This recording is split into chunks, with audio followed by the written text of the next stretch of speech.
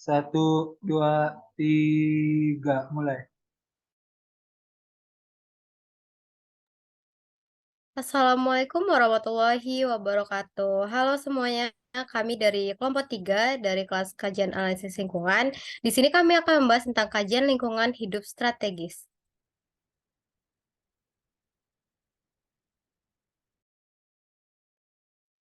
Sebelumnya, saya akan memperkenalkan dulu anggota dari kelompok kami. Yang pertama ada Muhammad Razan Majaya, BP 2010-94-2024. Kemudian ada saya sendiri, Sasri Wizarti, BP 2010-94-2031. Yang ketiga ada Atia Sabiha Topani dengan BP 2010-94-2035. Kemudian yang keempat ada Ami Septirama BP 2010-94-2036. Yang kelima ada Nur Azmi BP 2010-94-2037. Dan terakhir ada Zalwa Andini Putri dengan BP 2010-94-2046.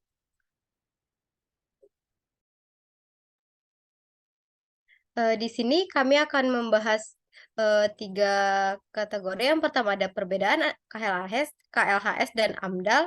Yang kedua ada objek KLHS. Dan yang ketiga ada regulasi terbaru untuk mengukur KLHS.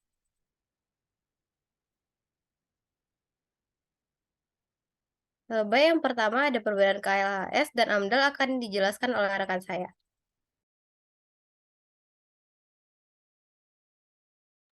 Baiklah, saya Muhammad Razan Wajaya akan menjelaskan mengenai perbedaan KLHS dan AMDAL. KLHS atau yang dikenal dengan Kajian Lingkungan Hidup Strategis berdasarkan Peraturan Pemerintah Nomor 46 Tahun 2016. KLHS adalah rangkaian analisis yang sistematis, menyeluruh, dan partisipatif untuk memastikan bahwa prinsip pembangunan berkelanjutan telah menjadi dasar dan terintegrasi dalam pembangunan suatu wilayah dan atau kebijakan, rencana dan atau program. Terus untuk analisis mengenai dampak lingkungan atau AMDAL berdasarkan Peraturan Pemerintah Nomor 27 Tahun 2012, AMDAL adalah kajian mengenai dampak lingkungan penting suatu usaha dan atau kegiatan yang direncanakan pada lingkungan hidup yang diperlukan bagi proses pengambilan keputusan tentang penyelenggaraan usaha dan atau kegiatan. Baiklah, berikut adalah perbedaan antara KLHS dan AMDAL. Di dalam KLHS berisi tentang kebijakan, rencana, dan juga program. Sedangkan di dalam untuk AMDAL peruntukannya hanya untuk sebuah proyek. Sumbernya berasal dari Kementerian Lingkungan Hidup. Baiklah, selanjutnya akan dijelaskan oleh rekan saya.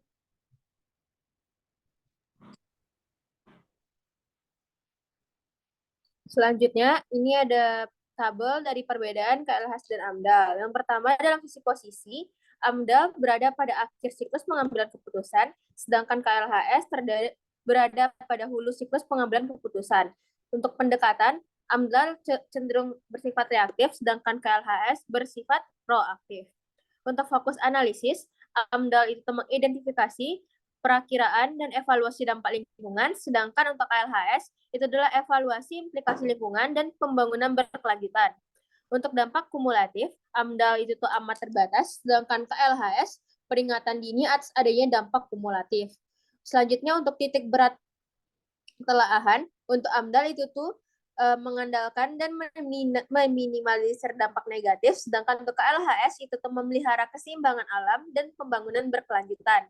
Untuk alternatif, AMDAL itu alternatifnya terbatas, sedangkan untuk KLHS itu tuh terdapat banyak alternatif. Untuk kedalaman, AMDAL itu sempit, dalam, dan terinci, sedangkan untuk KLHS itu tuh luas dan tidak terinci sebagai landasan untuk mengarahkan visi dan kerangka umum. Untuk deskripsi atau deskripsi proses, AMDAL proses dideskripsikan dengan jelas mempunyai awal dan akhir. Sedangkan KLHS proses multi pihak dan tumpang tindih komponen karena KRP merupakan proses interaktif dan kontinu. Dan yang terakhir, dalam fokus pengendalian dampak, KLHS menangani simptom kerusakan lingkungan. Sedangkan KLHS fokus pada agenda pembangunan berkelanjutan, terutama ditujukan untuk menelaah suatu agenda. Selanjutnya akan dijelaskan oleh rekan saya. Selanjutnya kita akan bahas mengenai objek KLHS.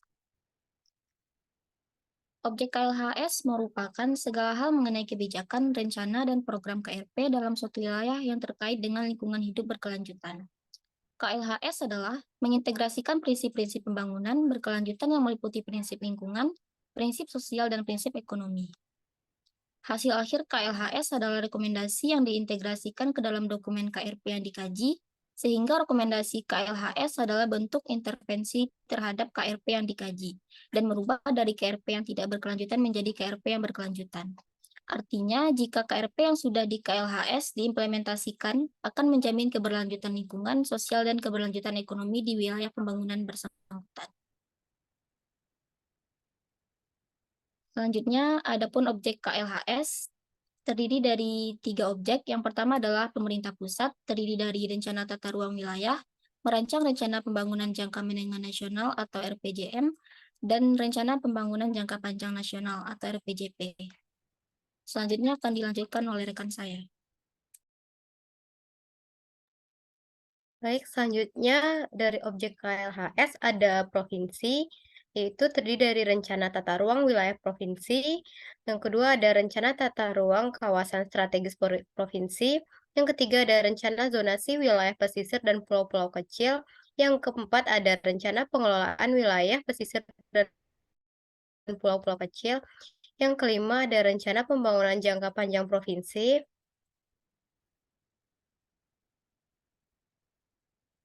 Kemudian yang keenam ada rencana pembangunan jangka menengah provinsi.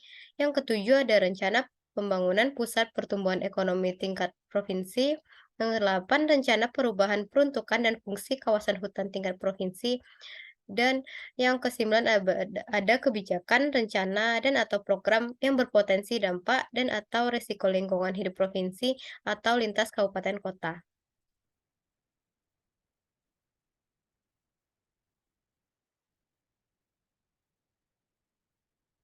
Objek KLHS yang ketiga ada kabupaten atau kota, yaitu yang terdiri dari yang pertama rencana tata ruang wilayah kabupaten kota, kemudian ada rencana tata ruang wilayah kawasan strategis kabupaten kota, kemudian yang ketiga ada rencana detail tata ruang kabupaten kota, yang keempat ada rencana tata ruang kawasan perkotaan yang merupakan bagian wilayah kabupaten, rencana pembangunan jangka panjang kabupaten kota, dan yang kelima ada rencana pembangunan jangka panjang menengah rencana pembangunan jangka menengah kabupaten atau kota.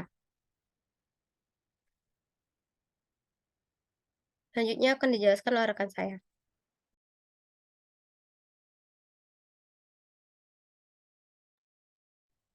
Baik, selanjutnya yaitu regulasi terbaru mengenai kajian lingkungan hidup strategis atau KLHS.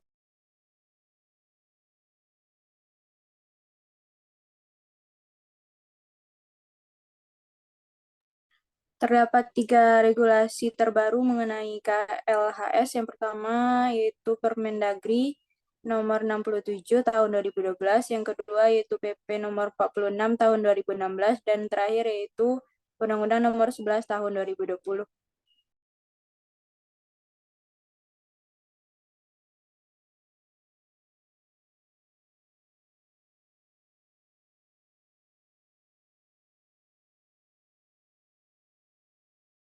Tahun 2012 tentang pedoman pelaksanaan KLHS dalam penyusunan dan evaluasi pembangunan daerah, di mana pelaksanaan KLHS mengikuti kaidah yang pertama fokus pada tujuan agar proses pelaksanaan kajian konsisten dengan kebutuhan dan tujuan yang telah disepakati sejak awal. Selanjutnya relevan dengan keputusan yang berujung pada pengambilan keputusan yang sejalan dengan isu pembangunan berkelanjutan. Kemudian ada terpadu untuk memastikan keserasian antar komponen lingkungan hidup, yaitu sosial budaya, ekonomi, dan ekologi. Selanjutnya itu transparan agar jelas, mudah dimengerti, dan dapat diakses oleh publik.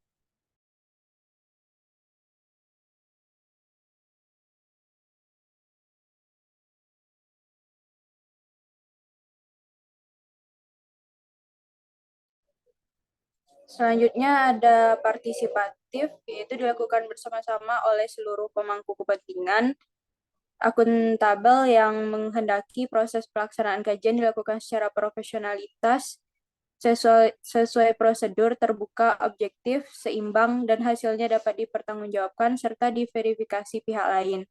Kemudian ada iteratif, yaitu kajian dapat terbuka untuk dikaji ulang, diperdalam analisisnya, dan dilakukan revisi. Dan terakhir ada evaluasi diri, yaitu menghendaki proses pelaksanaan kajian dilakukan dengan tidak diserahkan kepada pihak ketiga.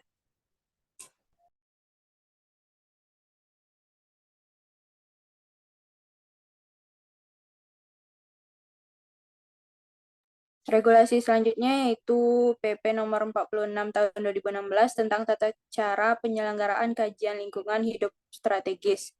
KLHS adalah rangkaian analisis yang sistematis, menyeluruh, dan partisipatif untuk memastikan bahwa prinsip pembangunan berkelanjutan telah menjadi dasar dan terintegrasi dalam pembangunan suatu wilayah. Pemerintah pusat dan pemerintah daerah wajib membuat KLHS yang dilaksanakan ke dalam penyusunan atau evaluasi. Penyelenggaraan KLHS dilakukan dengan tahapan. Yang pertama ada pembuatan dan pelaksanaan KLHS, penjaminan kualitas dan pendokumentasian KLHS dan validasi KLHS.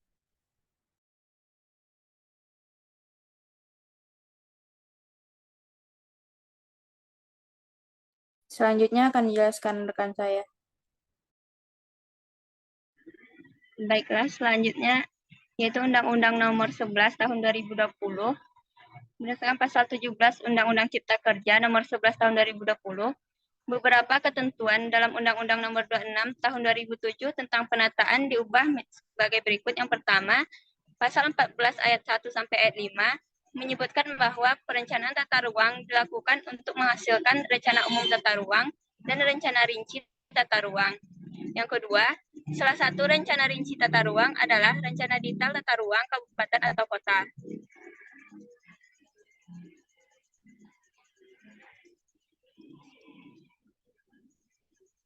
Kemudian yang ketiga, pasal 14 ayat 1 huruf A menegaskan bahwa pelaksanaan penyusunan rencana tata ruang sebagaimana yang dimaksud dalam pasal 14 dilakukan dengan memperhatikan daya dukung dan daya tampung lingkungan hidup dan kajian lingkungan hidup strategis atau KLHS. Kemudian pasal 14A ayat 2 Undang-Undang Nomor 11 Tahun 2020 menjelaskan bahwa penyusunan KLHS pada ayat 1 huruf A dilakukan dalam penyusunan rencana tata ruang. Baiklah, selanjutnya dikembalikan kepada moderator.